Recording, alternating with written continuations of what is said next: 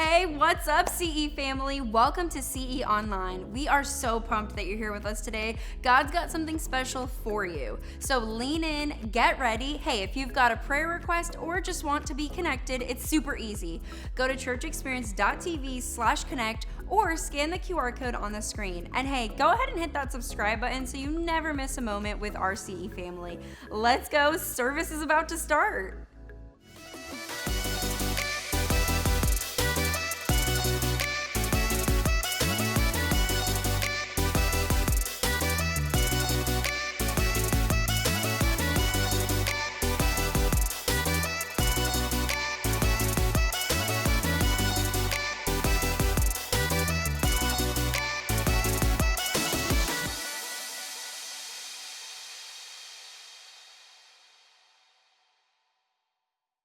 Well, I appreciate those guys giving a little shout out with the food collection, but I don't want to move too quickly past that. You guys started the very first CE food collection 10 years ago when we were starting the church. We were over in Countryside High School, and a faithful group of you brought some food. And since that time, now in 12 different cities, we collected food this last weekend, and over 7,700 pounds of food were collected. So thank you guys for modeling the way. Come on, let's praise God for the impact being made. That's amazing. It's incredible. I want to get something on your radar that's coming Sunday, December 21. Sunday, December 21, we are going to have our big Christmas services right here on Sunday, December 21 at 9, 10:30, and 12. So while you're with your family over Thanksgiving, if it comes up, like what's our plans and what do you guys want to do, just plant that seed in there for the family. I want you guys to come with me to my church because it's going to be incredible. We're going to have some amazing Christmas services. You're not going to want to miss it personally, but you're going to want your friends and family here. I always look forward to it. We go all out. It's going to be amazing. Sunday, December 21, get that on the calendar. It'll be a great way to launch you into the Christmas week. All right, right on? Hey, before I get into the message, one more thing. I don't want to wear you guys out with this, so I'm not going to bring it up every week, but because I talked about it last week, but just so much good is happening. I've got to tell you about what happened last night at Spring Hill. So some of you guys know we are working on opening our 12th Church Experience location that you guys have started. This was the first one. God's doing some work, and I've been able to go up and actually preach at this one because it's on Saturday nights up in Spring Hill. And I told you last week how God had been moving. I told you some life change stories, how it had grown from 32 people to 51 last week. Well, check it out. This is so amazing. Yesterday, it grew again to 72 people. Come on, isn't that cool? It's brand new, 5 weeks old, so it is growing and moving. It's still in that preview service launch team stage, and we hope to open it officially in the new year, somewhere maybe January, February. So we're very excited about what God's doing. Just a couple of real quick stories. I talked to a gentleman that was there, a big, tall guy. Was getting to know him, and I was asking him a little bit about his life, and he said, this is my first time in church since my wife passed away. And I could just tell that, like, what that meant to him and the way he communicated that. I don't know if it was fighting through frustration that God allowed this to happen or what he had to work through to get in the room, but I could tell it was impacting. I could sense in our conversation that he's coming back and be a regular. So I'm just very excited about that. And then the story that really kind of got my heart yesterday, or last evening, so on the way into service, there was a woman that was coming in, and she had tears streaming down her face. And so that got my attention, of course, and so I made my way through the crowd to go say hi to her. And as we were having a conversation, she's like, I have a lot of anxiety. And I'm like, well, why do you have so much anxiety? And it's making you cry. And she goes, this is literally what she said to me. Much like the gentleman I told you about last week. She said, I have not been in church for 30 years. And everything in me was fighting against being here and fighting through that anxiety. But I'm here, and I showed up. And I was like, man, I'm so proud of you. I'm so glad you're here. She had a great experience. On her way out the door, she told one of our greeters at the door, I think I've found home. Come on, you guys. Let's give it up. Let's praise God for that. So amazing. Well, God is at work through your church, and I love sharing some of those little things that are happening because we don't all see it every week in our service or at our location, but God is moving, and it's because of you. You guys help start that, and your prayers, generosity, your sacrifice, the way you serve, it's modeling for others what can happen in their city, and so I'm just so excited about that and proud of you for that. All right, well, let's get into this. We're talking about money this whole month, and today is like the grand finale. Then we're going to move on to Christmas and some other things. But it's our last week, and I was talking to a couple that left after our first service this morning, and I asked them how long they've been coming, and they said, we've been coming about 3 or 4 weeks, and we really like the church. And I was like, well, that's a good sign, because if you came during the money series and you love the church, man, you're going to really love it the rest of the year, because that's always my concern is that people have these different fears about what a church is, and they're just going to talk about money all the time. And we do talk about money. We don't shy away from the hard stuff. stuff, but once every 12 to 18 months, we'll do a whole series on it, and that's what we're finishing today. And so if you are new, welcome. I'm glad you're here. In this series, we've talked about a lot of things. We talked about, just a recap, we talked about generosity the first week. We talked about how to think about money and how people who have money think about it. We talked about what money can and can't do, and why it's amoral. It's not necessarily good or bad. It's the love of money that's the root of all evil, and so you can do great good with money. You can do horrible things with money, and everywhere in between. It's how you manage it, and so that's what we talked a little bit about. But today I want to talk to you about something I think is going to be really helpful in your life, and I'm going to talk to you about investing your money, and even more importantly, investing your life. And so we're going to talk about investing. I'm very excited. So let me begin this way. I have a graphic up here on the screen. It's from an article that I came across on millionaires and their religion. I thought it was really interesting. It said, in this article is by the nonpartisan wealth research firm New World Wealth, they found that 13.1 million millionaires are in the world. So there's 13.1 million millionaires of the 8.2 billion people on earth, which, by the way, that sounds like a lot of millionaires out there, but that's only 0.016% of the world's population. A lot more people live on $1 a day than people live with millions. But nevertheless, there's 13.1 million millionaires. Here's what was fascinating to me. Over 56% of those millionaires, or 7.4 million of them, claim to be Christian. Also, of the 10 wealthiest countries in the world, 7 out of 10 of them are predominantly Christian. And there's a lot of different ways you can look at data, understand it, analyze it. But when I look at that from my lens, my viewpoint, it's really interesting to see. I really believe that God's blessing is over someone who decides to live for Him. And there is the spiritual aspect of His blessing over someone who's committed their life to Him. But I think there's also some practical things. You learn God's wisdom. You learn how to manage well what He has entrusted to you. And you operate different. You think different. Some of you have had that experience in your journey with God so far. Right? You were kind of cruising through life, and you might have wasted a lot of money out partying. You might have made a lot of decisions you regret. You gave your life to Jesus, and something changed inside of you. And you started doing some different things, not only with your time, but with your money and with your life. And you're seeing positive impact on that. You know, when couples are struggling and they give their lives to Jesus, instead of going the other way and divorce and the chaos and financial devastation that comes with that, they see a healthy home that lasts long term. And there's just some practical things that God can do. And so, I don't know, there's a lot of ways you can look at that. But I thought that was interesting when I saw this article.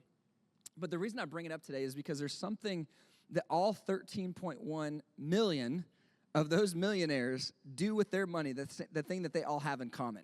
And we should probably know what that is, right? Because they obviously have figured something out about money. And every one of them, there might be a couple rare exceptions, but literally almost every single person of the 13.1 million millionaires do this with their money. They all do it different ways, but they all invest their money. They do. They get their money to work for them. I'm sure there's a few of them that bury it in a cave somewhere or under the ground, but almost every one of those 13.1 millionaires, they put it on deposit in the bank so it gets interest. They put it in a mutual fund or a hedge fund so it earns and grows. They put it in real estate. They put it into starting a business, but they get their money to work for them instead of them just working for money.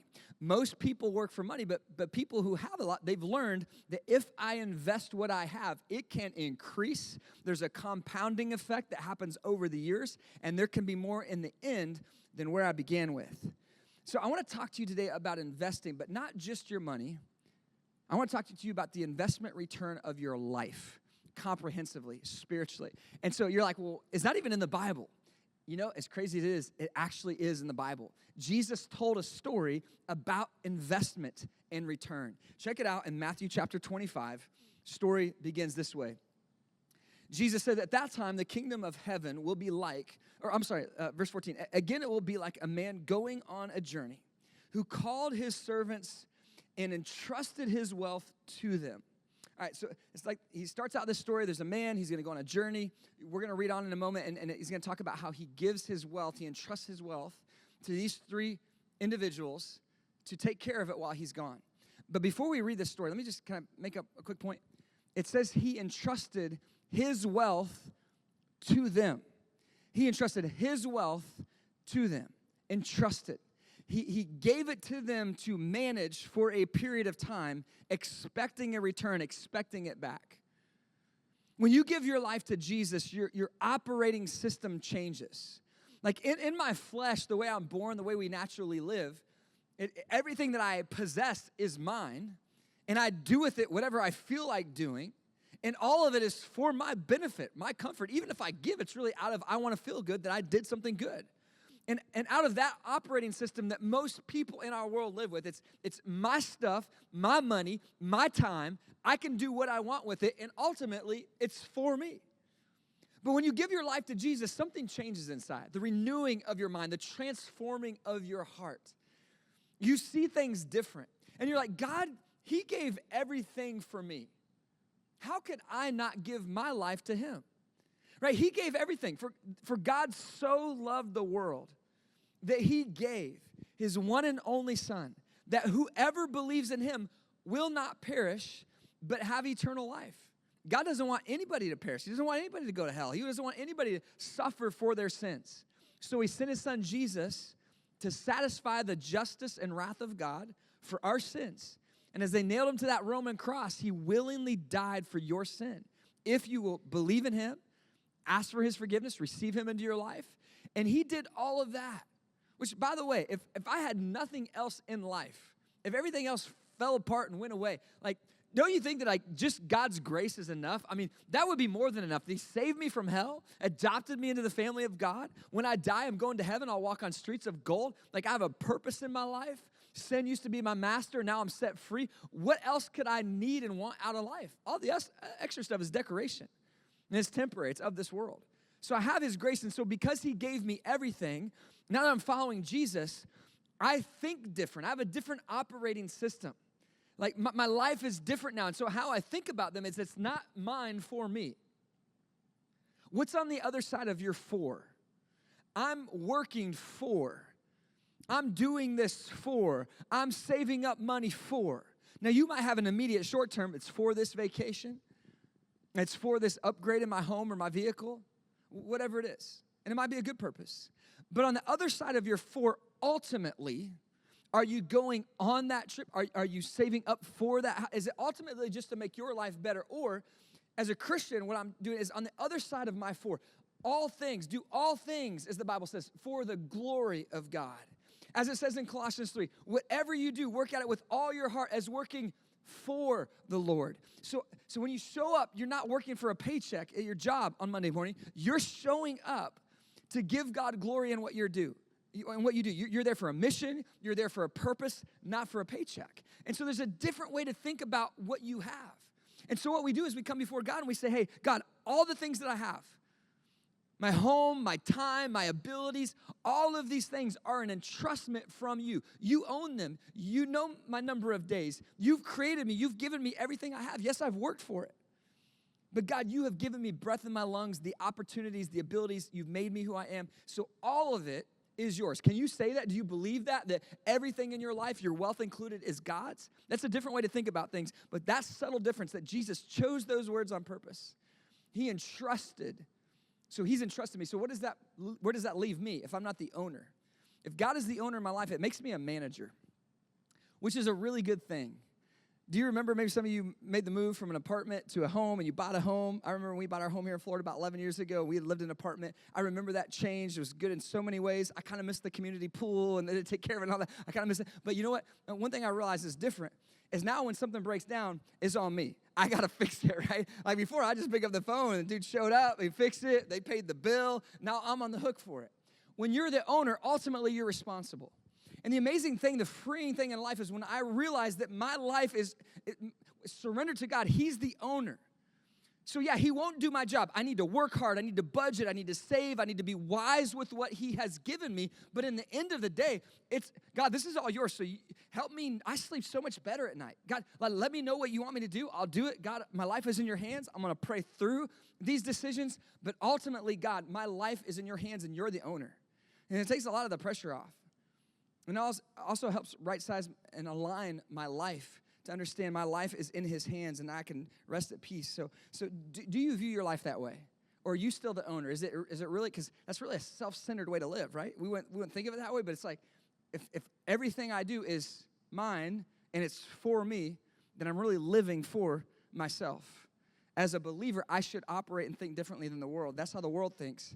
How we think is, God, my whole life is yours. Whatever you want, I'm yours. I'm in your hands. All right. Matthew chapter 25, so this owner, he has all this wealth. He entrusts it to 3 of his servants. Here's how the story goes, verse 15. To one he gave 5 bags of gold, to another 2 bags, and to another 1 bag, each according to his ability. Then he went on his journey. The man who had received the 5 bags of gold went at once, put his money to work, and gained 5 more bags. So also the one with 2 bags of gold gained 2 more. But the man who had received 1 bag went off, dug a hole in the ground, and hid his master's money. All right, let's pause the story there. So we got these 3 guys, these 3 servants. The master entrusts his wealth to them. He says, I'm going on a journey. I'll come back. In the meantime, here's my wealth. And they were given different amounts. And I think that's interesting. And I think Jesus did that purposefully and masterfully in the story because it helps us, right? Because there's always someone in your life who has more. Right, and it seems excessive. In fact, sometimes what they spend money on, you're like, well, man, they spend money, and that's excessive. But really, there's people in your life that look at your $40 cable bill, and they say, that's excessive. Because I live on $1 a day, and I walk 7 miles for clean water, and you just turn it on, and you just spent that much on a cup of coffee? You spent $7, that's like a week of taking care of my family. So it's relative, and so it's not really helpful. I don't think the purpose of the story is to compare who has more, who is given more. It's all about what they did with what they were given. It's how did they manage what they were entrusted with? Because you'll always have someone who has more. And you know the best way to drive yourself crazy in life is to always compare yourself to other people, their situation, their background, their upbringing, what they have, what they possess. And you know what? You can look in the mirror and you can get depressed because you can say, you know what? That person's smarter than me. That person looks better than me. That person has better opportunities. They own more. They have more. And you know what? It can drive you crazy. And so the definition of greed, which is sin, is this endless lust and thirst for more. If, on the other side of if I had more, then I would be happy. If I had more money, if I had more pleasure, if I had more whatever it is. And that will drive you crazy. And some people live that way. They live under the illusion that when I get there, and it might be a job promotion, when I find that special someone, when I can finally retire, but you know what? They'll just be different problems.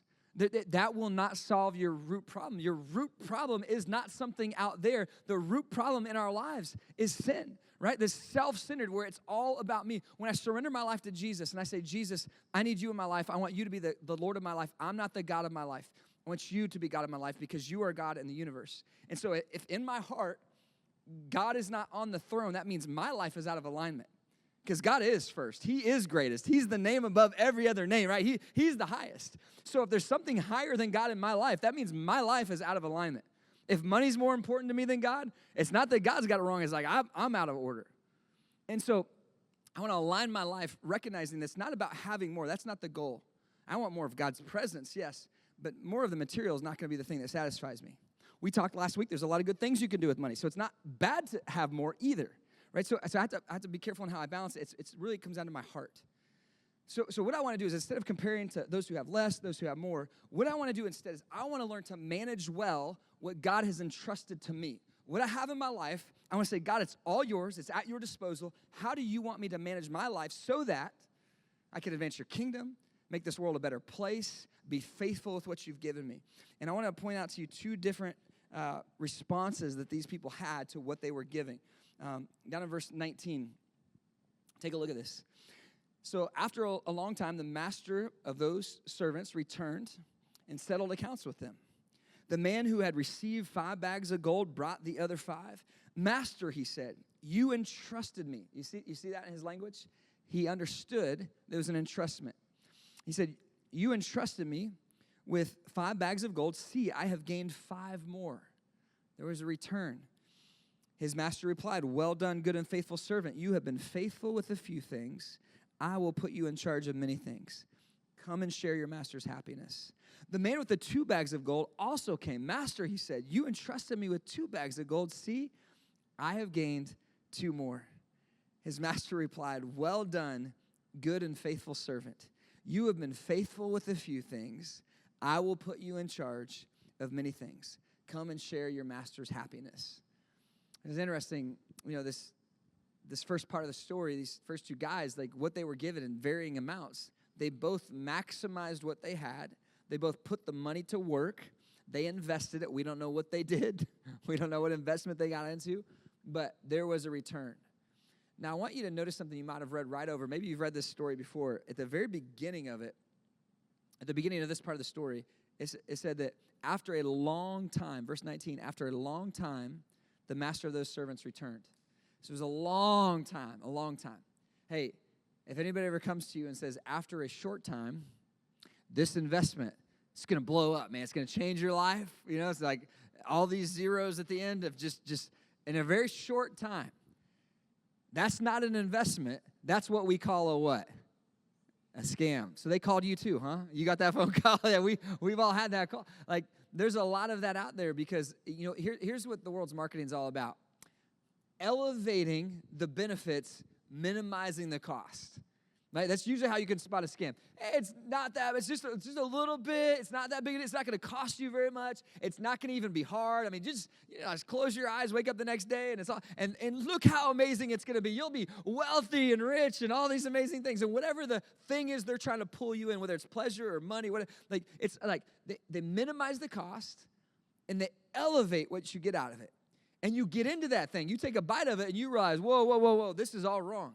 This actually cost me a lot more than what I imagined because there's more, and they're pulling me in. There's more, and there's more time into it. There's more regret in it. It's like, oh, man, it's disappointing. It's more dissatisfaction, and it ended up not delivering. They overpromise and underdeliver.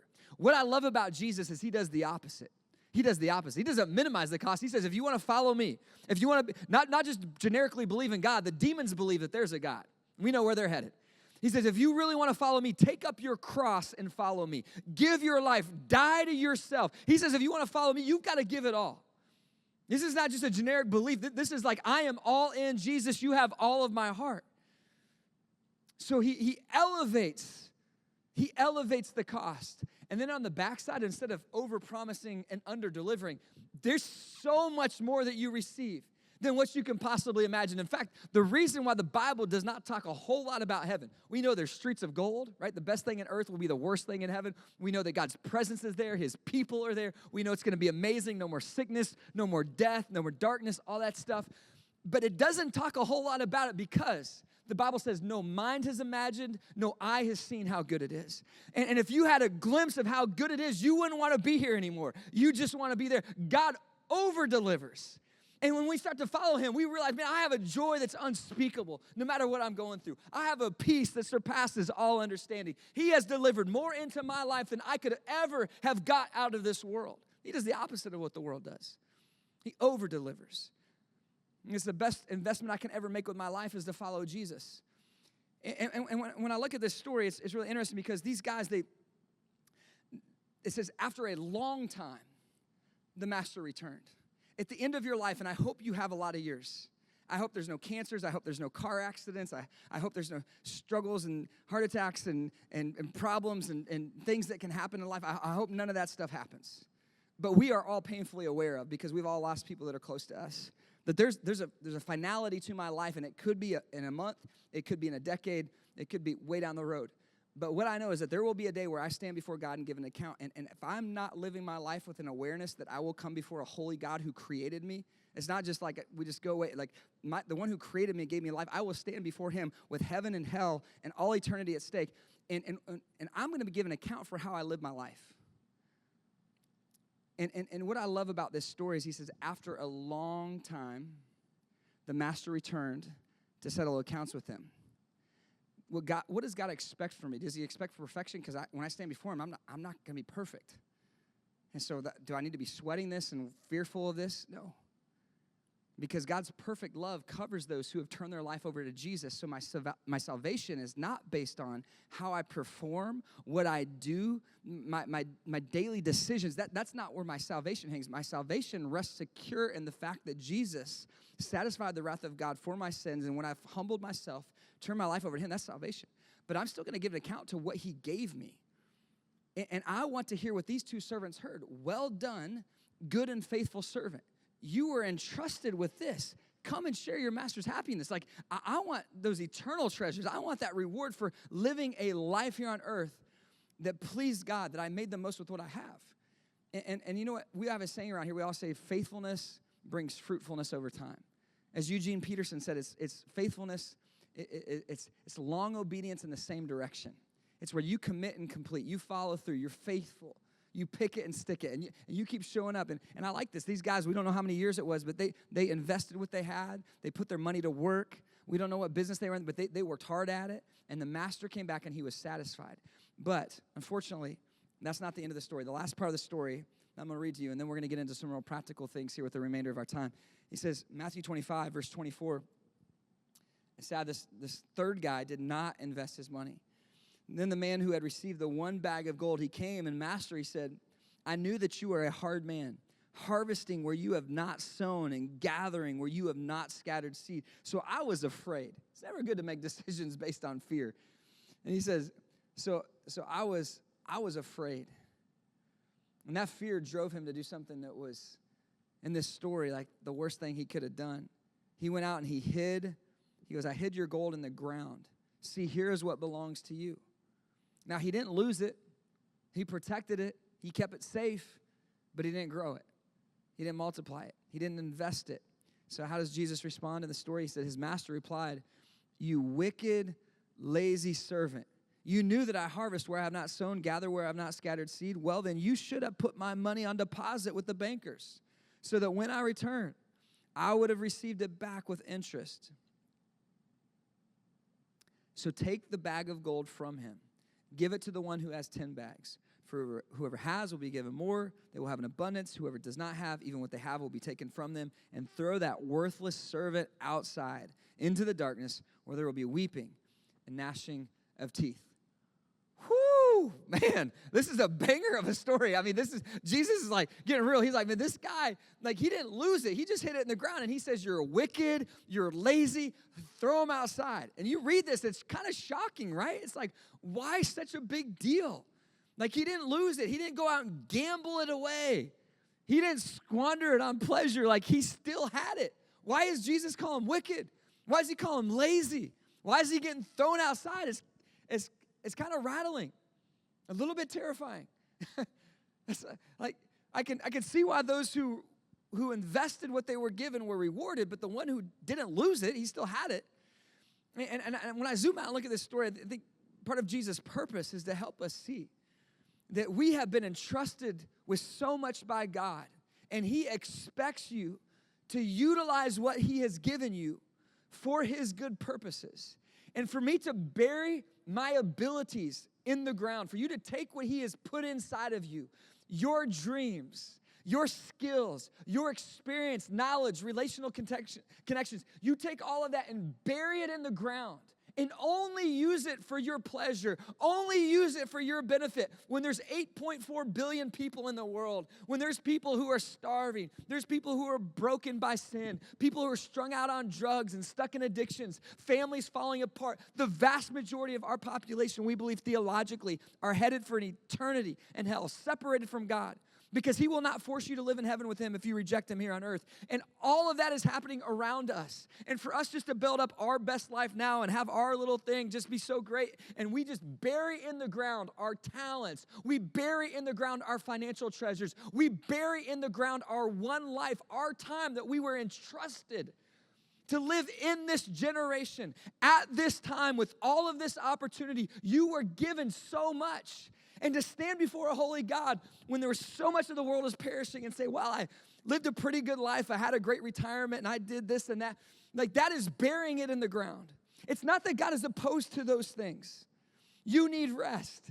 He loves to bless his kids. He wants good things for us, but most people are burying the time, the talent, the treasures that they have in the ground and not investing them in what's going to matter for eternity. So how can we live different? How can we invest our one life well? If you want to take notes, I'll briefly give you just a few things here that I think will help. Write this down. If you want to invest different, invest big in your growth. That's an important thing. Invest big in your growth. What's the best thing you can do with your money? What's the best thing you can do with your time, your energy? Invest big in your growth. Because let's talk about it like this. Just your money. 20 years from now, 30 years from now, what your money looks like, the biggest indicator on that will probably be the wisdom that you have or don't have right now, the things that you learn or don't learn. And there's so much more to learn about how to manage it well, how to save it well, how to invest it right. And so some people struggle along on money, and they need more wisdom. You need to get around people. They need to learn from people. You need to read some books, get some Christian counseling, get some advice. Sit with people who understand what you're going through. They've been through it. They can help you through it. They say that as the island of our knowledge grows, so does the shoreline of our ignorance. As the island of our knowledge grows, so does the shoreline of our ignorance. In other words, the more I learn, the more I realize I don't know. And as I seek wisdom, as I gain wisdom, as I grow in wisdom, I can make better money decisions, but much more than just my money, I can make better life decisions. I can learn to raise a godly family and have a home that honors God and a marriage that blesses other marriages. I can learn how to advance in my career so that other people can be blessed by whatever you do with your life. I can improve these different aspects of my life by gaining wisdom, and so it's a good investment. And not everyone can afford to go get the education that they might want or the degree that they want, but there's a lot of available and affordable education that we can get. And that's why it's so wise for us to be connected into God's churches. We have people sitting next to us, behind us, beside us that know things that we need to know.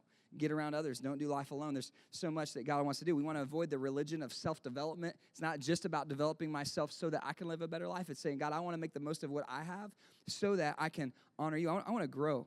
The biggest investment I've made in my education, any wisdom that might be in my life, the biggest investment I've made of time and energy is every day when I wake up, I start my day by coming into God's presence.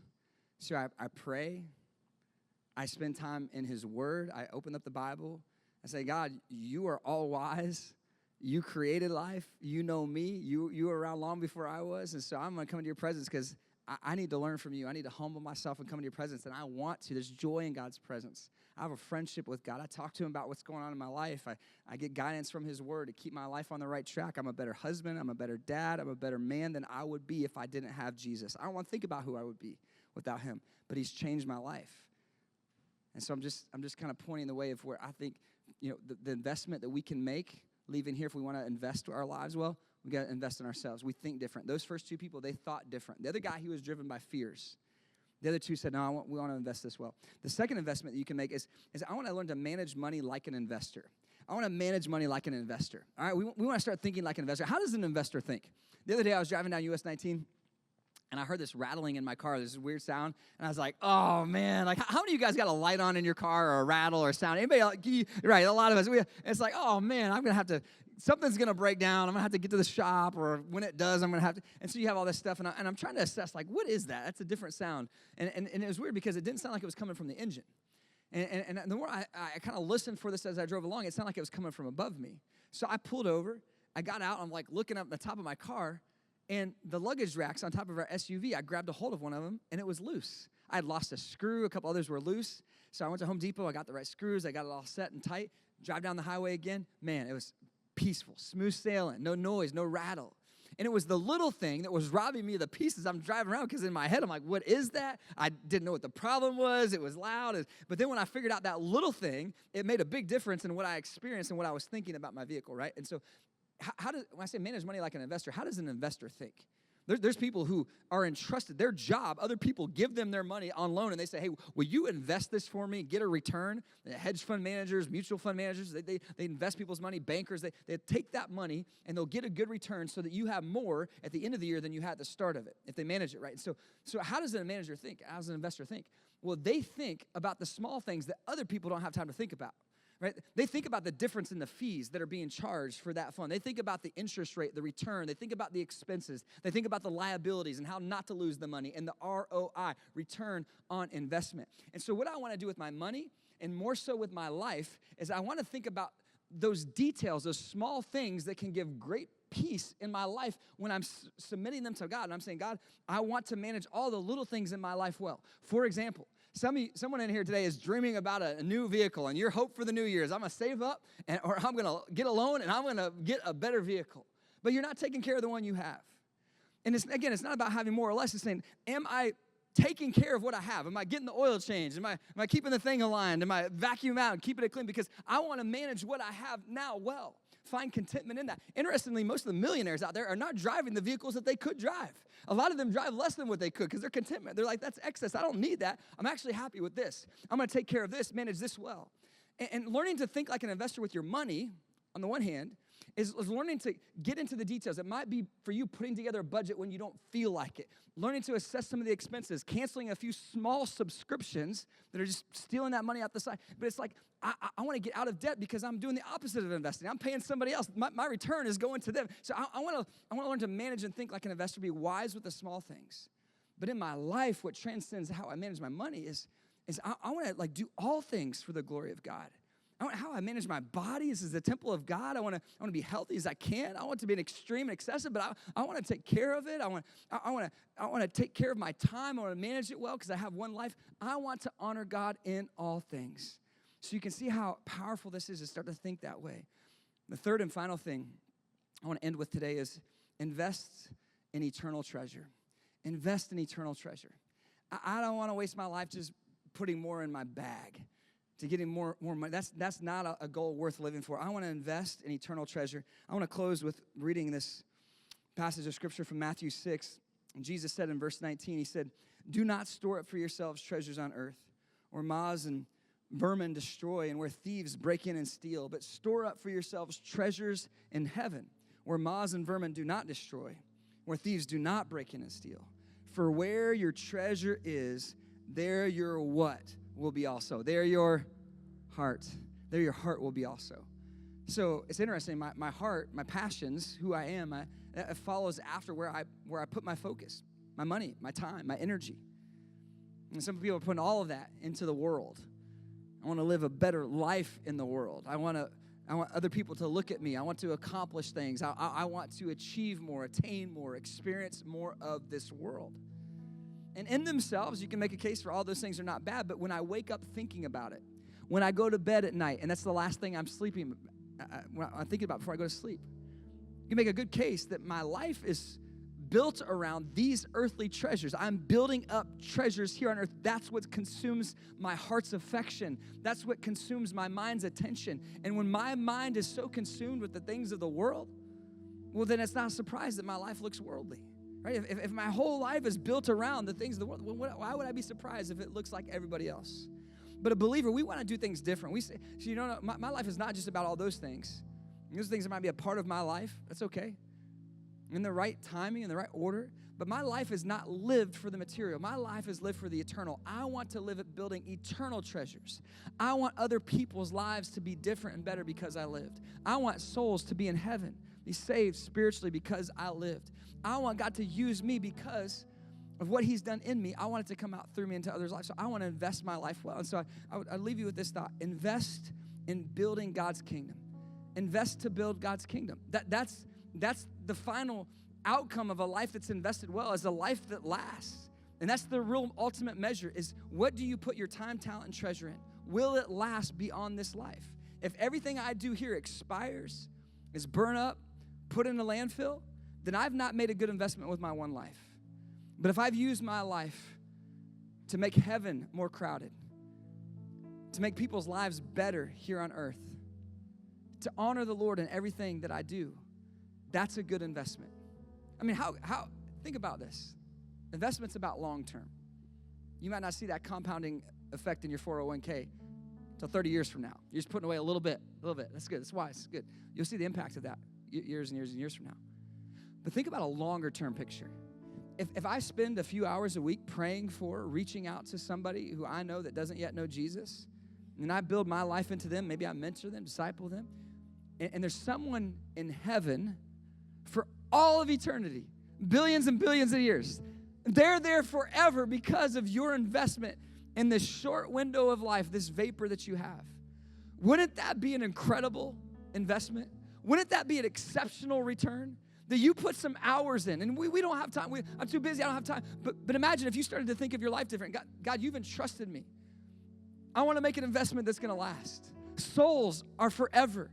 I want other people to be in heaven and following you because I lived. How amazing would that be?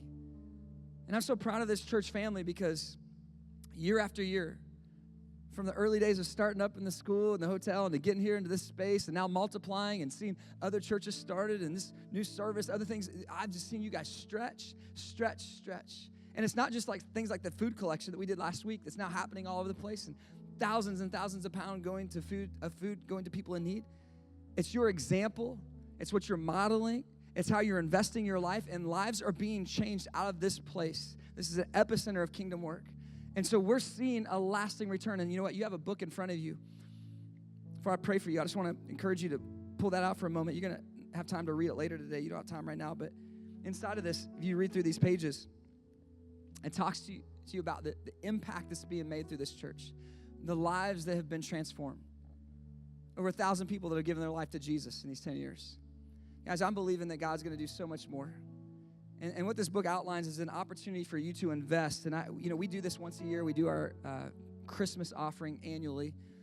And it's an above and beyond offering that we give at Christmas time. A lot of us are giving gifts to people we care about, and Christmas is about Christ's birth. So shouldn't our first and our biggest, most generous gift be to the one whose birth we're celebrating?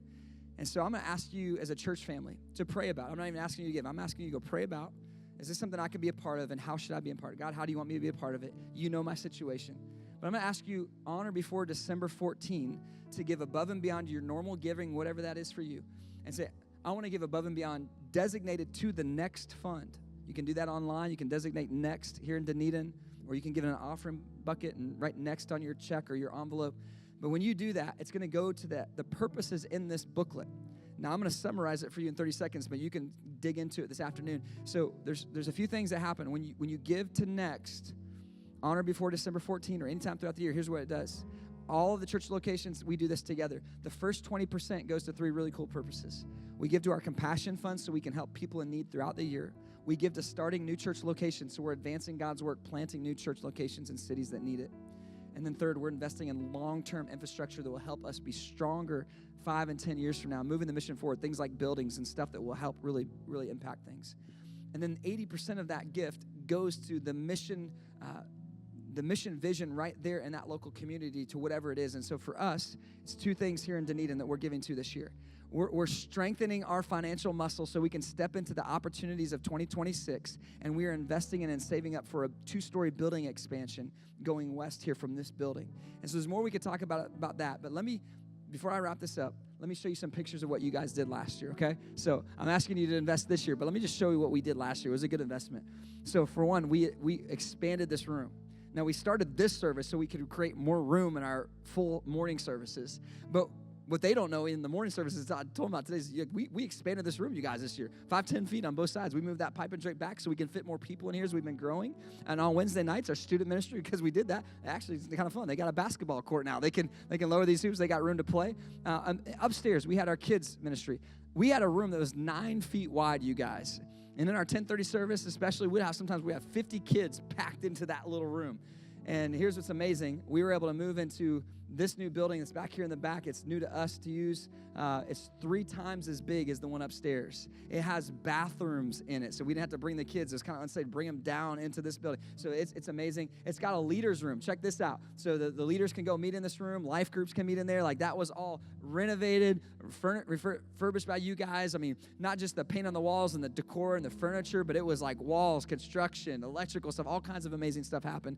And then this is the old kids space. Man, look at that. Isn't that beautiful? It's a multi-purpose use space, and the team can use it. We even got the Christmas tree up. That's kind of fun. Let's go to this next picture. So this is outside. So some of you guys might remember when we got this building 5 years ago, there was a single sidewalk outside, a very narrow single door, and as we started to grow, we had a lot of traffic. Well, look at this now. We put in a brand new sidewalk this year. It's twice as wide, double doors now. Some people don't even notice as they come and go, but it's actually a difference maker. It was a bottleneck before, so that's cool. This is another thing that you guys did last year. There's an office for the pastor. Now, this was not in my intention when I became a church planner to get an office. Last 10 years, I haven't had one, but the team really wanted me to start working. So, like, you need an office, bro. You got to start working. So I got to work now. And that's kind of cool.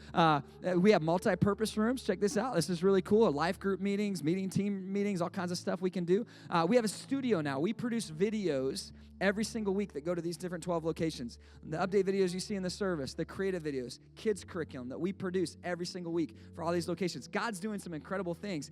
You guys have made that possible. possible. All of that was funded through our Christmas offering last year. 8,000 square feet were renovated. That's like, guys, that's like 4 2,000 square foot houses. That's a lot. Bathrooms included, kitchen, all kinds of stuff. So thank you for your incredible investment. And also we have $250,000 already earmarked for the future building and expansion now after all of that. And so what I would just say to you is as you give above and beyond at this Christmas offering, it's going to move the mission forward. We're going to make use of those dollars. Every dollar will matter. And some people have incredible ability to write a check that can move the mission forward in a massive way. And I know you have a lot of options that what you could give your money to. I personally know no better investment than what's happening here in Dunedin that's rippling out into other cities. We are going to maximize every dollar and everything that God entrusts us with for his kingdom. Some of you might say, well, I don't really have that much to give, and it doesn't feel like a lot. And if I pray and I were to give something, it might be the biggest check I've ever given to the church. And I would just say to you, you're not giving to the church, you're giving to God through the church. And so you pray and trust God, and whatever you can stretch and give to through this Christmas offering, if all of us will participate throughout all these 3 services and throughout the church, we together as an army can significantly move the mission forward. We're going to see hundreds more lives changed throughout the whole of CE in this next year than we saw this year. We're going to see God do some amazing things. And so I'm just asking you to pray. I'm asking you to be a part of it. All the information's in that booklet. Take it home, pray about it, and sometime between now and December 14, I'm going to ask you to give above and beyond. Right on? Right on. Hey, let's invest well, and let's wrap up this message in prayer. God, we thank you so much for the investment you made in us. You didn't give up on us in our sin. You didn't say, forget it, this has gone bad, they've ruined my earth, I created you. Instead, you sent your son Jesus down to save us. You saw us as a worthy investment of your life, Jesus, and you gave it on that cross. And so we just together thank you today for the amazing gift of grace. If that's all you ever gave us, that would be more than enough. Thank you, Jesus. Genuinely, thank you. But God, you didn't just give us Jesus, you were so kind to give us abilities. And there's so much ability in this room for your kingdom. There's so much we could do together to build your church, to move your mission forward, to make this world a better place, to help people.